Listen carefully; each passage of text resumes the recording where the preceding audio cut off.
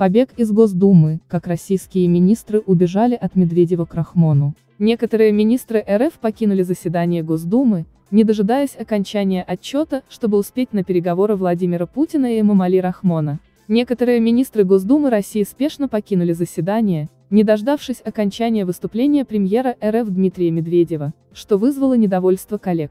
Так, например, глава КПРФ Геннадий Зюганов указал на отсутствие первого вице-премьера РФ Антона Силуанова. В свою очередь, Медведев уточнил, что Силуанов, в частности, покинул заседание в связи с визитом президента Таджикистана Эмомали Рахмона. Мигранты, инвестиции и оборона – полное совпадение взглядов Путина и Рахмона. Другие коллеги, которые в этом принимают участие, вынуждены были туда уехать. Это было заранее оговорено, так что, если что, за них я отвечаю, заверил Дмитрий Медведев.